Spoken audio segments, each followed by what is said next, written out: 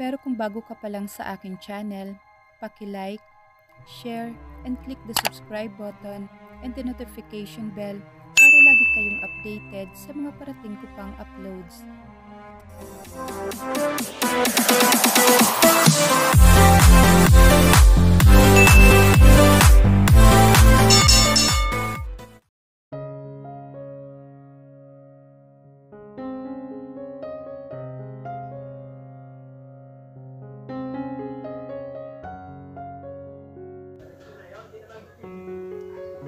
The day him and Alexandra met again, he doesn't know himself anymore. He became a stranger even to himself. Naging guilty na siya na dati hindi naman niya nararamdaman. Kung sana'y hindi niya pinigilan ang sarili na gabing yon, marahil ititigil na siya. That's him. Tasting one woman once is enough. He will never get another taste. Just like Cassie. Once is enough kaya pinauwi na agad niya to because he's done with her. And maybe, having a taste of Alexandra will give him a peace of mind. He tasted her, but he's craving for more. Dumb. Hindi na yata maganda na parang dumikit pa rin sa kanyang dila ang nakakabaliw na lasa nito. Halos padaskol na bumaba siya at lumipat sa driver's seat. Mas maiging umuwi na lang siya sa penthouse niya. Kailangan niya maagang matulog para maaga din siya makabiyahe bukas. Babalik siya ng San Agustin. 1 week of being away from Alexandra's presence is too much. This time, he decided not to turn back anymore. He will have her no matter what. He's about to sleep when he remembers something. Humakbang siya palapit sa drawer na walang kahit anong saplot. Sa taas niyon ay mayroong salamin. Tumalikod siya tiningnan ang malaking pilat sa kanyang likod. Malaking pilat na puno ng alaala ng kanyang kabataan. He takes something from drawer. Mas matibay ng pagkakatali niyon. If you just knew. Bumuntong hininga siya at maingat na ibinalik ang bagay na yon sa drawer. In the right time. Anihan na. Kahit papaano, hindi na masyadong naiisip na Alexandra si Marco. Isa sa mga pinakagusto niyang gawin sa planta ay ang pag-aani. Hindi siya nakakaramdam ng pagod dahil nalilibang siya. Natigilan siya na may isang trabahador na pumunta sa kanaroroonan niya. Hindi niya ito mapagsino, ngunit nagtataka siya. Ang bango naman ito, para mag-ani lang ng kape na kapabango? Gusto man niyang silipin ang mukha nito'y hindi niya pa rin to nakilala. Lahat sila balot ang mukha na para mga ninja para iwas sa malaking langgam na maaaring kakagat sa kanila. Kapag nag-uumpisa na kasing mamula ang bunga, ay gustong-gusto na yun ng mga langgam dahil matamis ang balat ng kape kapag luto na. Naka-long sleeve din sila lahat at nakabota. Siya'y agad namang makikilala ng mga kasamahan dahil nakalabas ang unat niyang buhok. Napatingin siya sa baldeng bitbit nito na may laman ng mga pinitas na nitong bunga ng kape. Napatigil siya sa ginagawa at tuluyan na nitong nilapitan. Bakit mo pinitas pati ang hilaw? Agad nasita niya rito. Halos kalahati kasi ng berde ang pinitas nito sa pula at medyo dilaw na. Napatigil naman to at napatingin sa kanya. Ilang pag-aani na natin to ginagawa ah. Teka, bago ka ba dito? Tumikhim ito. I'm sorry, I don't know. Tuluyan ng napaawang ang kanyang mga labi. Anong ginagawa mo dito? I'm just trying to help. Defensive na sagot nito na tila napapahiya. Napailing na lang siya. Sinambit niya ang dalang balde at tumistan siya dito. Saka nagpatuloy sa ginagawa na hindi na nito kinausap pa. Alam niya, wala siyang karapatang magtampo dito. Ngunit, yun talaga ang nararamdaman niya. Pagkatapos kasi ng gabing muntikan na may mangyari sa kanila. Well, may nangyari naman, but not that he penetrated her. Umalis ang lalaki kinaumagahan nang hindi man lang nagsabi. Parang pakiramdam niya, minulto lang siya nito ng gabing yon. Sa bagay, sino ba siya para paalaman nito? But she can stop herself from sulking. Talagang hindi maganda ang naging dating nun sa kanya. Alexandra, please Marco, you don't have to be there. I mean, just, bahala ka na nga dyan. Sabay hakbang palayo dito. Lumayo siya dito, ngunit nararamdaman pa rin niya ang yabag nitong sumusunod sa kanya. Mariin niyang ipinikit ang mata at pinilit ignorahin ang presensya nitong nagpatuloy siya sa pamimitas. Are you mad? Natigilan siya. Bakit nga ba siya nagkakaganon? Medyo napahiya siya sa inasta. Ako galit? Hindi ah.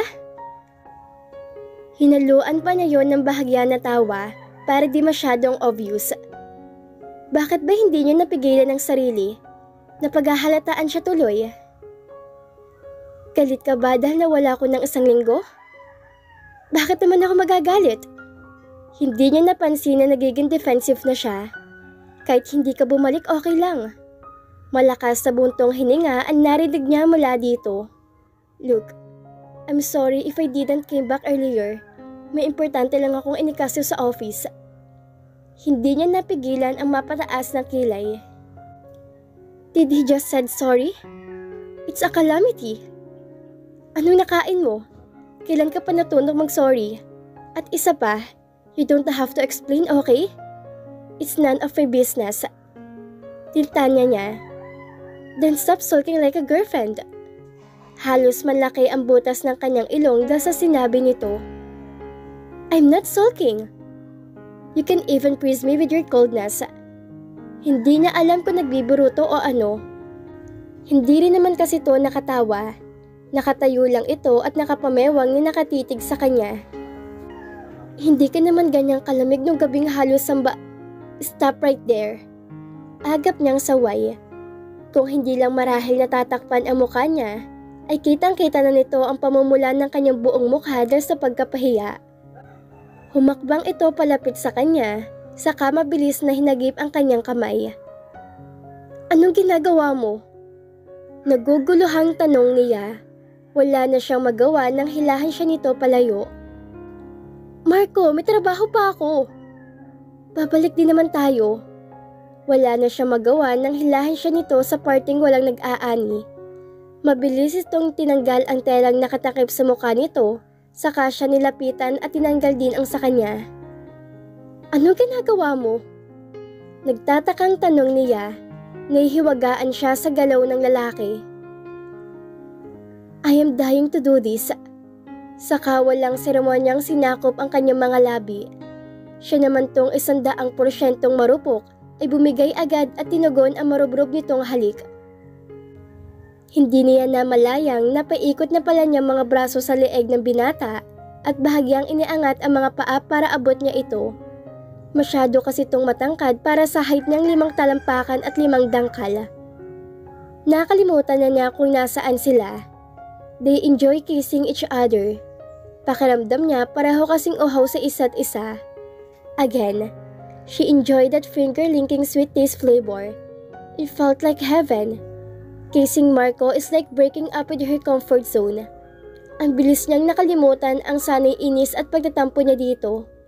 It was all taken by just one passionate kiss. Marco, no! Agad niyang saway dito. Pumaloob kasi ang kamay nito sa kanyang damit at sabik na dumama sa kanyang dibdib sa kabila ng saplot na naroon. Marco, baka may makakita. Alanganing sagot niya sabay tingin sa paligid. Nahapong idinikit na lang nito o mukha sa kanyang leeg. Tila kinakalma nito ang sarili dahil sa mabilis na paghinga nito. Naalala niya ng gabing yon ang sarap ng halos sambahin nito ang kanyang magkabilang dibdib. Malaki ang bahagi ng pagkatao niya ang gusto maramdaman ulit yon. Bilisan mo lang. Sabay na sambit niya. Napagatlabi na lang siya. Nasa tono kasi niya na parang gustong-gusto niya rin ang nais nito. Napatayo to ng tuwid. Siya naman ay agad na iniwas ang tingin dito. Hinuli nito ang kanyang mukha at mabilis siyang ginawaran na malalim na halik habang tinatanggal nito ang pagkakahok ng kanyang bra. Marco! Anas niya. Gusto man niyang pumukit ngunit pilit niyang idinilat ang mga mata para makita kung may taong paparating. Marco, awat na. Halos kulang sa lakas ang pananaway niya dito. Let's go back to work. Taas pa ba ang dibdib nito habang nagsasalita? Ito na rin ang nagbalik ng pagkakahok ng kanyang bra. Para silang mga magnanakaw na kaliwat kanan ang tingin dahil sa pag-aakalang may makakita sa kanila. Nang oras ng kanilang tanghalian, lahat sila tumambay sa isang kubo. Katabi niya si Gabriel, isa sa asawa ng mga trabahador ang nagpresentang magluto para sa kanila. Panaka-naka ang suyapan nila ni Marco. Pilit nila maging casual sa harap ng mga kasama, kahit pa ulit-ulit na sumisingit sa kanyang kokote ang ginawa nila kani-kanina lang. Alam nilang pareho na hindi yun sapat. Even her body is asking for more. Alam niyang delikado kapag tuloy na siyang napaso ng apoy, ngunit hindi niya mapigilan ang sarili. Marco let her taste the heavenly divine, mind-shattering orgasm. And her body craved for that. Ni minsan sa buhay niya, hindi niya alam ang salitang sensuality. But Marco introduced her to that feeling. Yes, she's naive. She heard a lot about sex, but she had no idea how it feels. Dapat ngang iwasan niya na to dahil parang pinaglalaroan lang siya nito. But she's craving for something. First time in her lifetime she felt lust towards a man. And she's willing to explore it. Of course, with Marco goes good in romancing her. Sa kabila na maraming tao na naroon, bigla siyang pinagpawisan ng malamig. Naikipot niya ang mga hita. Is she becoming a wanton woman? Alam niyang hindi tama. Huminga siya ng malalim. Her nipples became taut, and she sweat in between. Tumingin siya sa gawin ni Marco na nooy nakatingin sa kanyang mga hita. Malakas bang pakiramdam nito? Did he sense that she want him? Pasimti niyang iniwas ang tingin dito at wala sa loob na napaypay ang kamay sa sarili. She felt a hot suddenly. Kahit na matapos na ang lahat ay wala pa rin nagbago sa kanyang pakiramdam. At gusto niyang sisihin ang binatang sinadya pang dumaan sa tagiliran niya at pasimpleng hinaplos ang kanyang balakang. Hindi nakatulong ang ginawa nito. Kaya na magkaroon siya ng pagkakataon ay nagpaalam siya kay Gabriel na mauuna na kasi masama ang kanyang pakiramdam. Halos paliparin niya si Soro para lang madali silang makarating sa mansyon. Agad niyang tinalunton ang banyo. Binuksan ang dutsa na itinuo ng sarili doon kahit meron pa siya mga saplot. Tumingala siya at sinentro ang mukha sa lagaslas ng tubig mula sa shower. She's not a wanton woman. Lahat ng bagay na naramdaman niya sa sarili ay pawang mga bago sa kanya. She want to play with her. Mabilis niyang tinanggal ang mga damit. Siguro kapag nangalikig na siya sa lamig, ay saka mawawala ang tila nag-aapoy na pakiramdam. Ngunit mas lalo lang lumalala na masagi ng kanyang daliri ang kanyang nipples. Nang ilapit niya ang kamay sa dibdib, ay bigla niya ring nailayo yun sa kasunod-sunod na umiling. No, hindi niya gagawin. But I'm really hot. Nakaramdam siya ng pagkapahiya sa sarili. Parang pinababoy niya ang sarili niya. But she's just a human. It's normal. Huminga siya na malalim ng sunod-sunod. Pinilit niyang pakalmahin ang sarili. Pinilit niyang isiksik sa isip niya na hindi siya yon. Ngunit pilit pa ring umuukol sa kanyang isip si Marco. Bahala na. Just this once. Just once. Bakit ka nag-half day? Napatigil siya sa paghiwa ng sibuyas. Isasahog niya yon sa adobong niluluto para sa hapunan nila. Saglit niyang tinapunan ng tingin ng ayos ng binata. Bagong ligo ito dahil sa basa nitong buhok. Bigla kasing sumakit ang tiyan ko. Pagsisinungaling niya, lihim siyang napakagatlabi nang tila hindi ito naniniwala at matiim siyang tinitigan. Pilit niyang itinuo ng atensyon sa ginagawa kahit ang pakiramdam niya ay tila pinag-aralan nito ang bawat kilos niya. What did you do? Tila nag-aakusa ang tingin nito. Wala. Ano ba sa tingin mong ginagawa ko? Napataas ang kanyang boses At kahit sino'y hindi niya maloloko na naging defensive siya. I saw you a while ago, Alexandra. Seryosong wika nito. Tuloy na siyang tumigil sa ginagawa dahil bigla siyang nanginig. Bakit bigla siya naging guilty sa paratang nito? Alam niya ang tinutukoy nitong nakita nito ay ang reaksyon niya kanina habang nasa planta sila. Ngunit pakiramdam niya, parang may ideya to sa ginawa niya sa banyo. Mamaya na ako magluluto, maaga pa naman. Aniya sabay tingin sa oras. Naglakad siya papunta sa direksyon ng pinto at anyong lalampasan na nito ngunit nahagip nito ang kanyang bewang. Nasa likuran niya ito at muntik na siyang mapapikit na masama niyang amoy ng shower gel nito. Tell me, what did you do? Anas nito sa kanyang tenga sabay kagat doon. Umiling siya. Mamamatay muna siya bago siya umamin dito. So repulsive. Just one touch for him. Ganun ang epekto ng kamay nito sa kanyang pagkababae. Do you want me to feel this? So tell me, Alexandra, how many men have already touched this? Imbis na magalit sana siya sa mga sinabi nito, ay parang ginatungan pa ang init na kanyang nararamdaman. That's the power of Marco's hands. Isang haplos lang, kaya na siya nitong pag-initin. Walk. Utos nito sa kanya. Naalala niya ang unang ginawa nito. He asked her to walk backward while she's pleasuring her. Habang napapaliya dahil sa ginagawa nito, ay napilitan siyang humakbang. Marco? Daing niya. What do you want, Alexandra? Hindi na niya nagawa pang ihakbang ang mga paa. Imbis sa sagutin ang tanong nito, ay kinagat pang ipambabang labi at mariing pumikit. Mas lalo siyang napatingala ng bahagya nitong kagatin ng kanyang leeg. Have you been waiting for my hands to touch you? Which is delightful? Hindi niya maintindihan ng sarili. She have no experience of having in someone, pero ang katawan niya, alam ang ginagawa, may kusa. Nakalimutang ano? Takang tanong niya. I invited a gang. I asked them to bring some drinks and they offered lambanog. Padasko siyang tumayo at hinagilap ang mga damit. Ganon din ang ginawa nito. Naiinis siya. Hindi niya alam kung kanino basta naiinis siya. Na matapos magbihis, hinarap niya ito. Please, don't tell them that I'm here. Why? What's wrong with that? Marco, this is a province. Kung nandito sana si Nanay Suling ay walang problema. Sa lubong ang kilay niyang paliwanag, saka tumalikod na dito. Ewan kung napansin ba nito ang pagka-bad trip niya. Hindi niya alam pero ganun ang pakiramdam niya talaga. Kailangan ko naman yata mag-shower ulit. She's honestly frustrated. Ayaw na niyang magpaka-ipokrita pa. She admitted that she's already addicted to Marco touch. Marahil dahil itong kauna-unahang lalaking nagpagising sa kanyang sensualidad.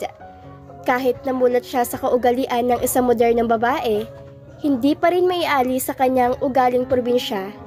Sometimes, she wondered how it would be. A lot of men tried to seduce her before but she never felt affection towards them. Kay Marco pa lang, ang lalaking sa una pa lang dapat na niyang layuan. Una pa lang dapat dahil sa ginawa nito, ay lalayuan na niya to at tuluyang iwasan. But instead, she's craving for his touch. I'm sick. Huminga siya na malalim bago inumpisahang tuyuin ang buhok. She took a bath for the second time para maapula ang init sa kanyang katawan. Isang bagay ang tumimo sa kanyang isip. She's no longer innocent. Sa ginawa niya kanina at ang pagpapaubaya niya kay Marco ay hindi gawain ng isang inosenteng babae.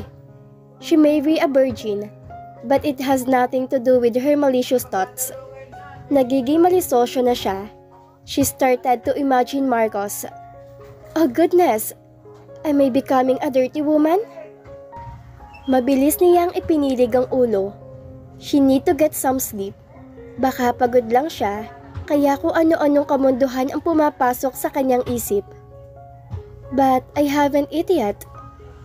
Ngunit paano siya bababa kung nandoon ang mga to't nagiinuman sa sala? He's too drunk. Tatawa-tawang isinara niya ang pinto na magpaalam ang kanyang mga bisita. Well, who would think that coconut wine can make him drunk? First, he underestimated it. Ngunit ngayon pinagsisisihan na niya. Hindi siya nalalasing basta-basta ng Jack Daniel at tequila. Pero sa lambanog, hindi na inaasahan na tutumba agad siya. Na hindi niya na kayang iakyat ng sarili sa hagdan. Alexandra? Alexandra? Bakit ba? Daig mo pa yung baka ni Mang Castor ah? Narinig niyang boses. Alexandra! Tawag niya ulit. Ano? I love Pikachu. Pikachu? Ang tanda mo na para sa cartoon character, Marco. Tahimik ulit. Nagpatuloy siya. Nakita ko noon umakyat sa bayabas. And I saw you wearing my Pikachu. Justice for my Pikachu. My Pikachu had smelled your Pikachu. Alexandra, help me please. Manigas ka dyan. Ipinatong niya ang kamay sa ibabaw ng kanyang pantalon. Sa inis niya sa binata, ay hinayaan na lang niya tong lupaypay na nakahiga sa sofa. Tutulungan naman sana niya to, kung hindi lang lubos siyang nabwisit sa mga salitang lumabas sa bibig nito. Paanong hindi nito imitutumba ng lambanog, na hindi man lang to kumain bago makipag-uinuman. Mabilis niyang ipinilig ang ulo.